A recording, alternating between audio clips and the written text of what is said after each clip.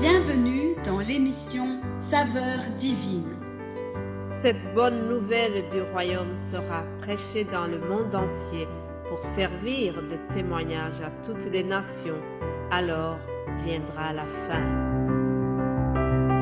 Ce pain céleste vous est présenté par Immaculée Niraneza.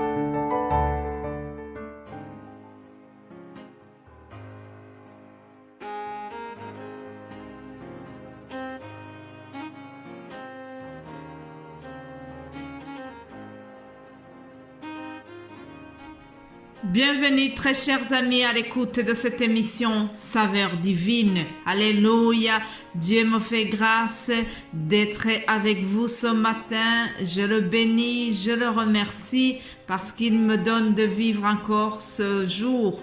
Nous sommes déjà jeudi, bientôt notre semaine Saveurs divines se termine.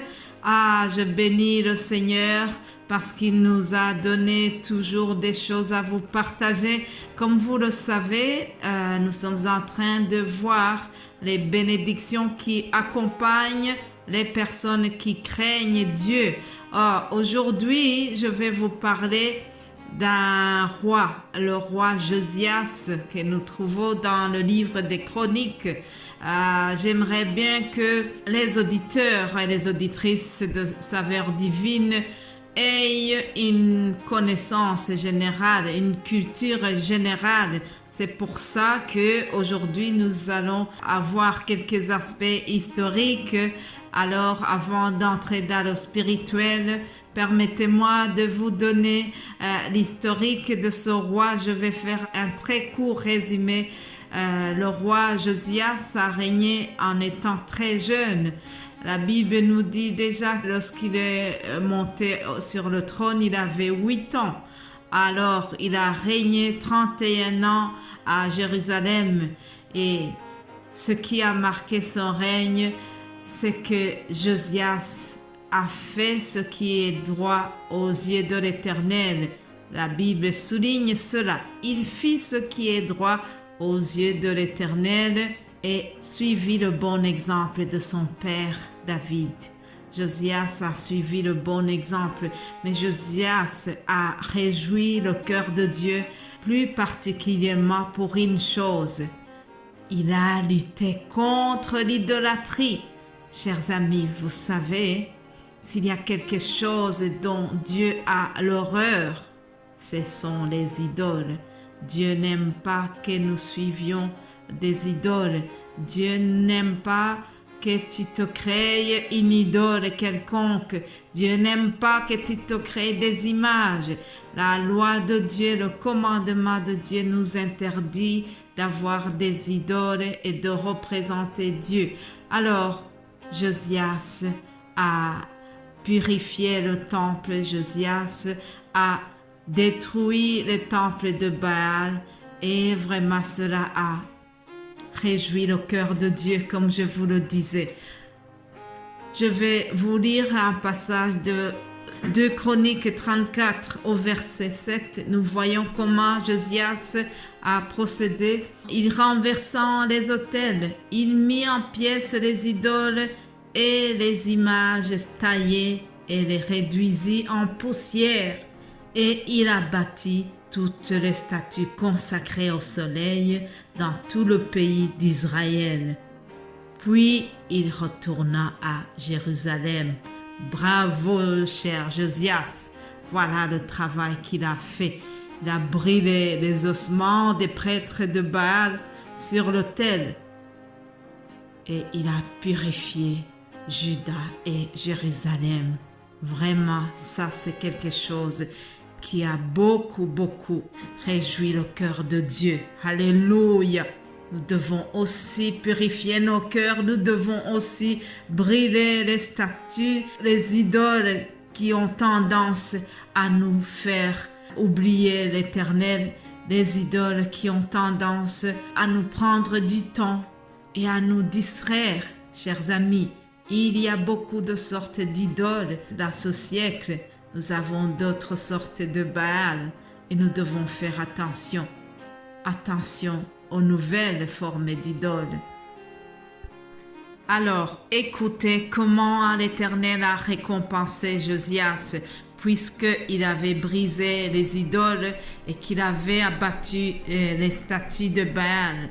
2 Chroniques, chapitre 34, verset 27, je lis ceci. Parce que ton cœur a été touché, parce que tu t'es humilié devant Dieu en entendant ses paroles contre ce lieu et contre ses habitats, parce que tu t'es humilié devant moi, parce que tu as déchiré tes vêtements et que tu as pleuré devant moi. Moi aussi j'ai entendu, dit l'Éternel. Voici, je te recueillerai auprès de tes pères. Tu seras recueilli en paix dans ton sépulcre, et tes yeux ne verront pas tous les malheurs que je ferai venir sur ce lieu et sur ses habitants. Ils rapportèrent au roi cette réponse. Bien-aimé de Dieu, Josias a été préservé parce qu'il avait lutté contre l'idolâtrie. Dieu l'a préservé de voir le malheur qui s'est abattu sur Jérusalem. Bien sûr, Josias, par après, il est mort comme tout le monde. Comme toi et moi, nous mourrons. Il est mort comme tous les autres rois. Mais Dieu l'a préservé de voir le malheur qui s'est abattu sur Jérusalem.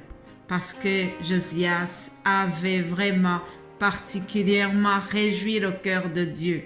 Par après, Josias est mort sur le front. Il est mort à Megiddo, c'est ce que nous rapporte la Bible. Il est mort donc dans les combats, mais avant sa mort, il avait vraiment lutté contre l'idolâtrie. Il a purifié le temple de Jérusalem. Alléluia. Alors la Bible nous dit que lorsque Josias est mort, tout Juda et Jérusalem ont pleuré sur lui. Nous lisons cela dans 2 Chroniques chapitre 35 au verset 25. Et pour terminer cet audio, je voudrais lire aussi Ésaïe 45, où nous trouvons un autre personnage qui a bénéficié de la faveur de Dieu parce qu'il avait vécu certainement d'une manière digne. En tout cas, Cyrus aussi a bénéficié de la protection de Dieu, de la faveur de Dieu. Il a été béni parce que Dieu a été avec lui dans les combats. Lisons Ésaïe 45. Ainsi parle l'Éternel à son oint, à Cyrus, qu'il tient par la main pour terrasser les nations devant lui et pour relâcher la ceinture des rois, pour lui ouvrir les portes, afin qu'elles ne soient plus fermées. Je marcherai devant toi, j'aplanirai les chemins montueux, je romperai les portes d'airain et je briserai les verrous de fer. Je te donnerai des trésors cachés, des richesses enfouies, afin que tu saches que je suis l'Éternel qui t'appelle par ton nom, le Dieu d'Israël. Alléluia. Mais bien-aimés de Dieu, Cyrus n'avait pas une tâche facile parce que Babylone à ce moment était une ville très fortifiée et pourtant Cyrus l'a vaincu.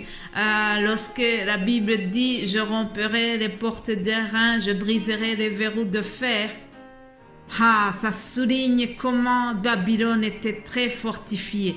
Mais parce que Cyrus avait l'assistance de Dieu, parce que Cyrus a bénéficié de l'assistance de Dieu et que c'est Dieu qui menait le combat de Cyrus. Dieu était caché derrière Cyrus et c'est lui qui combattait pour lui. Alléluia. Et Dieu voulait faire comprendre à Cyrus que c'était lui, le Dieu d'Israël, qui lui accordait la victoire. Alléluia. Si Dieu est pour nous, qui sera contre nous? Dieu lui a donné la victoire.